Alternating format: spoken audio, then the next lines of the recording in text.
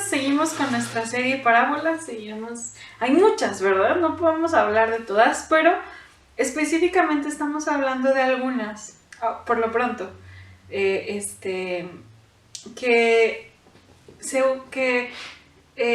están en los 3 evangelios sinópticos. Seguramente son, si los 3 evangelistas o si los 3 autores las mencionaron, pues tienen una relevancia muy importante. Juan no usó parábolas, ustedes recordarán, vimos los discursos de Jesús, los 7 yo soy, ¿verdad? Muy diferente, pero hemos visto al menos las parábolas que se mencionan dentro de Mateo, Marcos, y cuando digo sinópticos me refiero a Mateo, Marcos y Lucas, que se parecen y comparten historias entre ellos. Entonces, estas parábolas pues son, no puedo decir que más importantes que otras, porque la Biblia es palabra de Dios y es verdad. Sin embargo, el énfasis de volverlas a mencionar tienen así como ese foco rojo, ¿verdad? De poner atención a esta información. Entonces, vamos a ver la parábola, hermanos, de los labradores malvados. Es una parábola poco ruda, pero muy importante meditar en ella. Acompáñenme, voy a leerle en Marcos 12 del 1 al 12, también se encuentra en Mateo 21 del 33 al 44 y también se encuentra en Lucas 20, del 9 al 18. Si se fijan, o si pensamos un poquito en cronológicamente o en tiempo, ya estamos casi cerca de la crucifixión de Jesús. Esta parábola fue cerca de la crucifixión. Ya el ambiente estaba bien pesado, ya Jesús no era tan, por uno ser aceptado y ya por el Sanedrín, fariseos, y parecía que Jesús pues los quiere provocar más, y con esta parábola así fue una de las gotas que seguramente derramó el vaso. Acompáñame, dice: entonces comenzó Jesús a decirles por parábolas. Un hombre plantó una viña, la cercó de vallado, cavó un lagar, edificó una torre y la arrendó a unos labradores y se fue lejos. A su tiempo envió un siervo a los labradores para que recibiera de estos del fruto de la viña. Mas ellos, tomándole, le golpearon y le enviaron con las manos vacías. Volvió a enviarles otro siervo, pero apedreándole, le hirieron en la cabeza y también le enviaron afrentado. Volvió a enviar a otro, y a este mataron, y a otros muchos, golpeando a unos y matando a otros. Por último, teniendo aún un hijo suyo, amado, lo envió también a ellos, diciendo: tendrán respeto a mi hijo. Mas aquellos labradores dijeron entre sí: este es el heredero, venid, matémosle, y la heredad será nuestra. Y tomándole le mataron y le echaron fuera de la viña. ¿Qué pues hará el señor de la viña? Vendrá y destruirá a los labradores y dará su viña a otros. Ni aun esta escritura habéis leído: la piedra que desecharon los edificadores ha venido a ser cabeza del ángulo. El Señor ha hecho esto y es cosa maravillosa a nuestros ojos. Y procuraban prenderle porque entendían que decía contra ellos aquella parábola, pero temían a la multitud y dejándole, se fueron. Esta parábola, hermanos, es calificada como la más dura o una de las más duras de todas las parábolas. Incluso algunos historiadores comentan que seguramente Jesús no fue tan cruel para decir algo así, pero no tienen forma de comprobar. Obviamente sabemos que es palabra de Dios y no creemos que es el relato auténtico del maestro, que refleja de una manera increíble el ambiente que se vivía en aquellos tiempos. Jesús era un hombre que sí sembraba esperanza, amor y gracia, pero también era un hombre realista ante las cuestiones que estaban pasando a su alrededor. Y esta parábola refleja no solamente el presente que existía en ese tiempo, sino también lo que había de venir y lo que él sabía lo que iba a pasar. Recordemos que en estas predicaciones vamos a ver el contexto, el significado y la aplicación. ¿A qué me refiero con contexto? a lo que pasaba alrededor o cómo lo entendieron, por qué Jesús habló de ello, ¿sí? Entender, a lo mejor si a nosotros nos dicen una viña, pues no entendemos porque no vivimos cerca, pero para los judíos era muy común. Y cuando hablo de significado es lo que Jesús quiso decir con esa parábola, y cuando hablamos de aplicación, pues obviamente es para pensar en nuestros días. En el contexto, Jesús, bíblicamente hablando, quiso exponer o traer a la memoria un texto de Isaías, que lo voy a leer. Isaías 5, del 1 al 7, dice, déjenme lo pongo en otra versión para que sea más sencillo. Dice, ahora cantaré para aquel a quien amo un canto acerca de su viña. Mi amado tenía una viña en una colina rica y fértil. Aró la tierra, le quitó las piedras y sembró en ella las mejores vides. En medio de su viña construyó una torre de vigilancia y talló un lagar en las rocas cercanas. Si se fijan, es muy parecido a los primeros versículos que está diciendo Jesús. Luego esperó una cosecha de uvas dulces, pero las uvas que crecieron eran amargas. Ahora ustedes, pueblos de Jerusalén y de Judá, juzguen mi viña y entre mi viña y yo. ¿Qué más podría hacer por mi viña que no haya hecho ya? Porque cuando esperaba uvas dulces, mi viña me dio uvas amargas. Déjenme decirles ahora lo que haré con mi viña. Echaré abajo sus cercos y dejaré que se destruya. Derrumbaré sus muros y dejaré que los animales la pisoteen. La convertiré en un lugar silvestre donde se podan las vides, ni se remueve la tierra. Un lugar cubierto de cardos y espinos. Ordenaré a las nubes que no dejen caer la lluvia sobre ella. El pueblo de Israel, hermanos, tanto en Isaías como en este texto, está reflejado como la viña del Señor. Eran la viña del Señor. Ellos se conocían y se entendían así como la viña precisamente. Y en aquellos tiempos la viña se acondicionaba no solamente para lo que era la uva, sino también había como campos de cereales, de otros frutos, y generalmente dentro de esta viña, como dicen en el texto de la parábola y en el texto de Isaías, generalmente había algo así como una torre de vigilancia para que no se acercaran los animales, para que no se acercaran los ladrones, etc. Pero también, hermanos, se acostumbraba mucho, era muy común que los dueños de la viña no eran quienes cuidaban de la viña. Había gente, arrendatarios, que labraban esa viña, y que de tiempo en tiempo el dueño venía y pues recogía lo que era suyo. Era muy conveniente para los arrendatarios. Cuando digo arrendatarios me refiero a los labradores, es lo mismo. Era muy conveniente porque cuando ellos, digamos, firmaban un contrato de trabajo, el dueño decía, voy a sacar este año, no sé, 500 kilos de uvas. Y si las viñas o si los viñedos daban 800 kilos, el dueño había hecho un contrato de tal manera que él se iba a quedar con 500 y 300 eran para ellos. O sea, a veces tenían los arrendatarios muy buenas como prestaciones, por decirlo de esa manera, debido al trabajo que ellos hacían. Entonces se beneficiaban ellos directamente del producto de su trabajo. Pero las viñas también en Palestina empiezan a dar fruto después del tercer año. Y como ley aparte se establecía que la primera cosecha del cuarto año estaba reservada para Dios.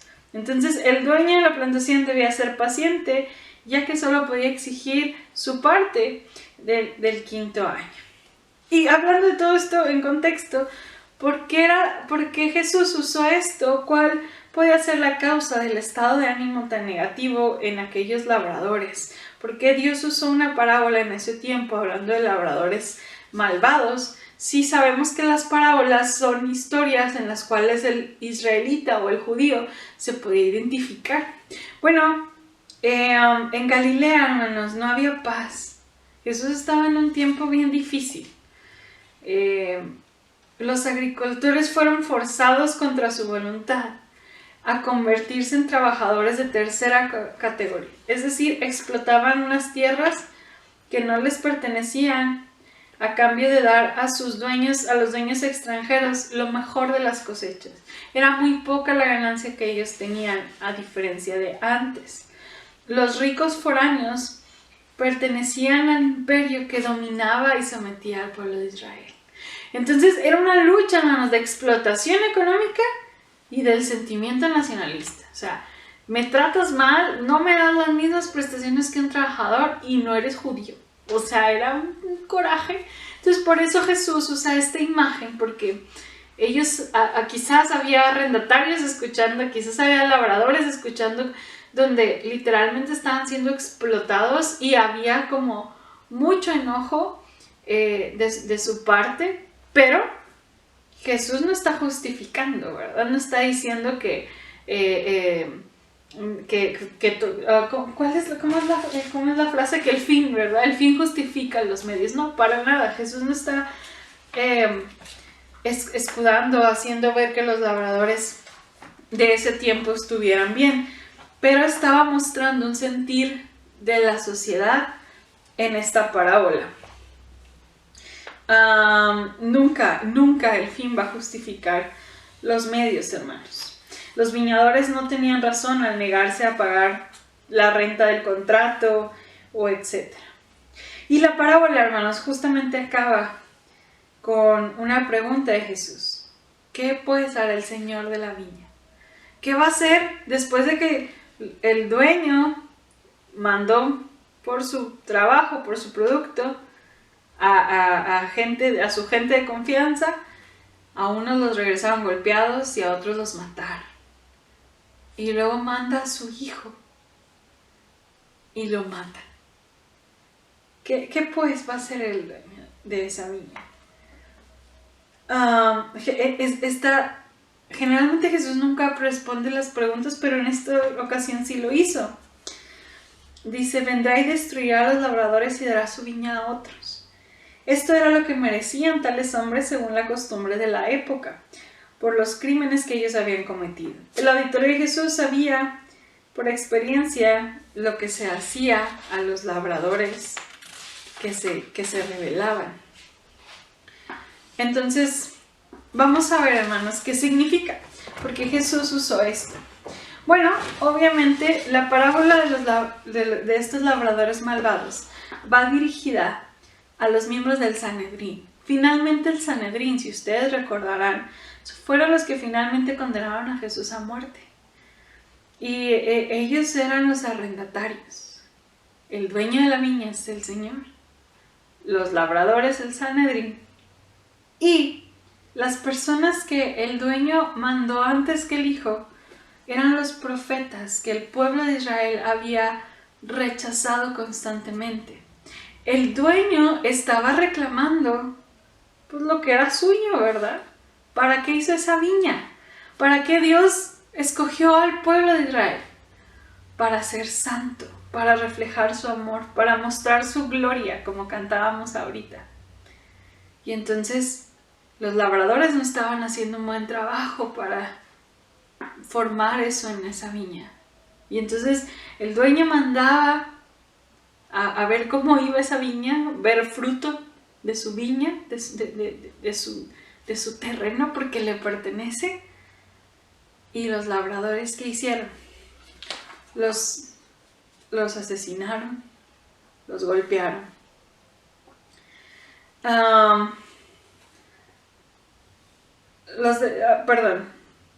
Los delitos perpetrados contra los mensajeros divinos conformaban una larga lista de atrocidades que han caracterizado toda la historia hebrea.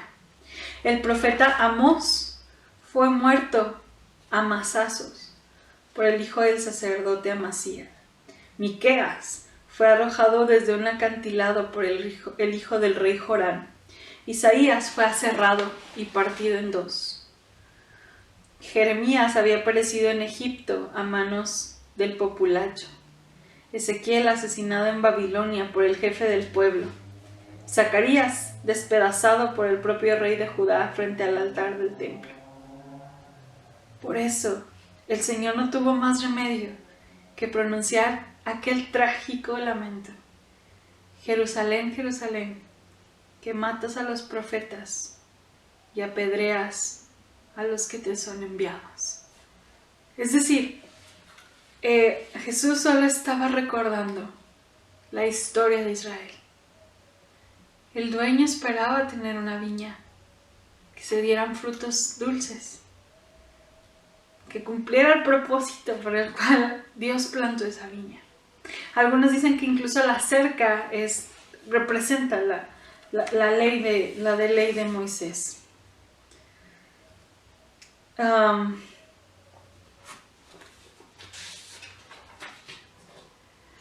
Cuando Jesús menciona vendrá y destruirá a los labradores, muchos historiadores y estudiosos de la Biblia coinciden en que Jesús estaba haciendo alusión a lo que pasó en el año 70 después de Cristo, que fue la destrucción del templo, cuando fue la diáspora, que todos tuvieron que salir corriendo de Israel y destruyeron el templo de Jerusalén. Seguramente muchos dicen que se cumplió, que el Sanedrín fue destruido, y en fin, se debilitó tanto la religión judía porque los labradores no escucharon, no respetaron las órdenes de su Señor. Se creyeron a sí mismos los dueños de la viña.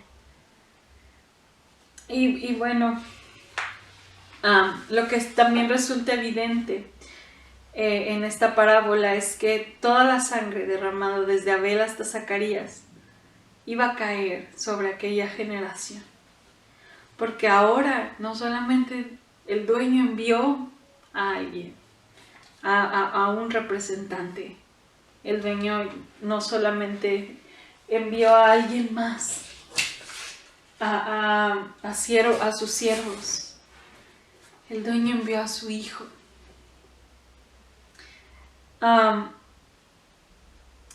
Jesús les está anunciando que hay un plan y que iba a sufrir y que ellos estaban corriendo hacia su propia perdición y la de Israel, porque el Dios de esa historia iba a confiar también sus vidas al criterio de otros pueblos con la diáspora. Dice el autor, esta parábola es una dramatización o un ejemplo histórico de la realidad moral que existía en Jerusalén. Jesús sabía lo que iba a pasar. Jesús estaba consciente de su realidad. Jesús sabía que él a lo que había venido. Sabía a quiénes lo iban a matar. Por eso él dijo, a mí nadie me quita la vida. Yo la pongo por ustedes. Y entonces vemos aquí, hermanos, esto significa, Jesús habla, ¿cuántas veces hablé por profetas y los rechazaron, los mataron? Y Dios envía a su Hijo, y cuando hablamos de su Hijo, hermanos, es la persona que tiene la misma autoridad del Padre, que tiene el mismo poder. Generalmente los arrendatarios, pensando en contexto, es que cuando el dueño muere, el hijo se hace cargo. Entonces los arrendatarios en la parábola dijeron, lo matamos y nos quedamos con la viña y nos hacemos dueños y nosotros gobernamos. Pero el dueño regresó y los arrendatarios pagaron por sus malas obras. Y entonces vemos que también Jesús no se quedó ahí, sino que dijo, el Señor de la viña vendrá y lo dará a otros. Entendiendo ya todo, se está refiriendo a los creyentes del mundo gentil, ¿verdad? Que obviamente no excluye a los judíos, no dice, ahora ustedes váyanse, sino es la inclusión del mundo gentil.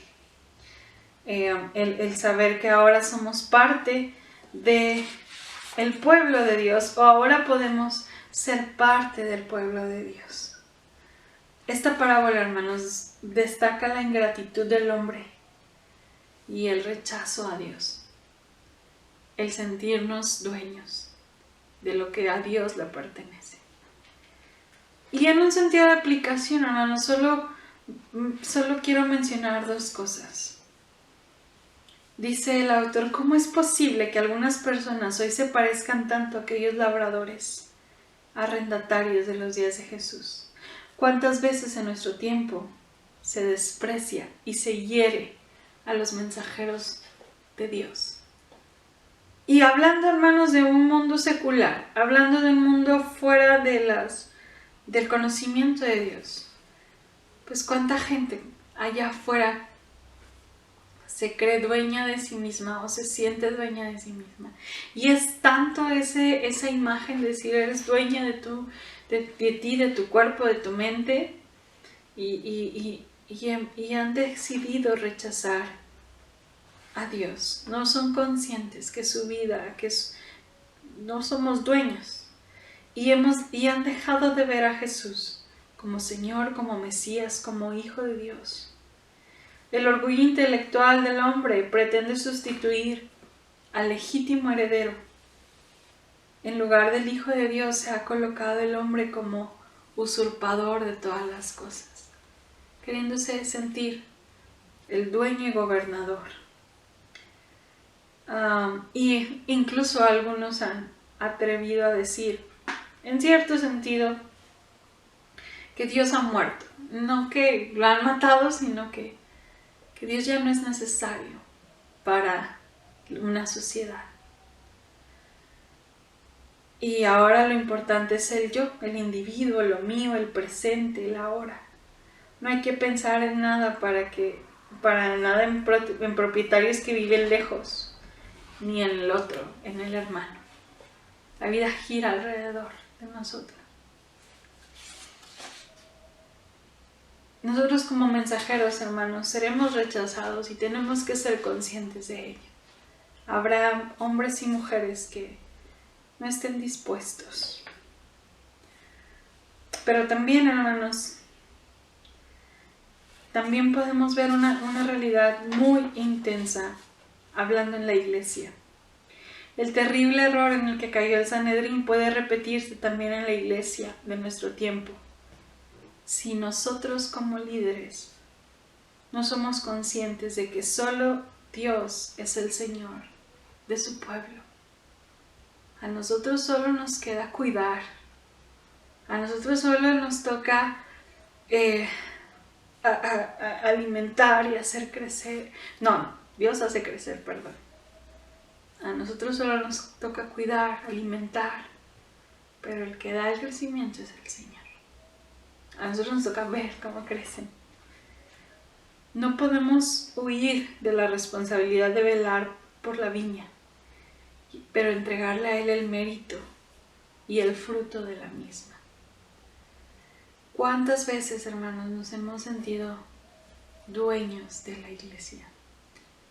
Dueños de la obra de Dios. Dueños de todo lo que concierne al Evangelio. Del Señor es la obra. Nosotros solo somos arrendatarios que un día daremos cuentas de aquello que Él nos ha confiado. No nos sintamos capaces nunca de sentirnos dueños es que se me ha perdido otra palabra, perdón. Dios es el Señor de la viña. A nosotros solo nos toca, hermanos, solo nos toca velar por ella, cuidar de ella, trabajar en ella, pero no somos los dueños. Jesús es el dueño de la viña, Jesús es el dueño de su pueblo. Por lo tanto, hermanos, Jesús habla a los dirigentes religiosos de amar para que amen y cuiden, sepan escuchar, prediquen la verdad. Esa es nuestra responsabilidad del día de hoy. Así que, hermanos, el Señor nos enseña a ver qué me toca a mí y estar lista para cuando el Señor nos llame a cuentas. Y pues vamos a orar para terminar. Vamos a orar. Señor, gracias por recordarnos que todo es tuyo y de lo tuyo te damos, Señor. No permitas que olvidemos que no podemos escapar de entregarte a ti los frutos de tu viña, Señor. Permítanos siempre tener un corazón de mayordomo, de siervo, Señor. Un corazón que te sirve, un corazón que no se rebela contra ti, sino espera paciente al dueño y trabaja con amor su obra, sabiendo, Señor, que un día tú dirás, buen siervo y fiel. Sabiendo, Señor, que el cansancio y Dios, nuestro corazón será recompensado por ti. Dios, danos la humildad, Señor, para ver tu viña, tu obra, como aquello que te pertenece y aquello que en tu gracia tú nos has hecho parte solamente. No permitas nunca sentirnos dueños ni de nuestra vida, ni de lo que nos has encomendado. Padre, te pido de tu bendición para tu iglesia, pido de tu amor y de tu perdón, pido de tu gracia a través de tu Hijo y de tu comunión y transformación por medio de tu Espíritu. Que cada bendición de lo alto sea sobre mis hermanos, Señor.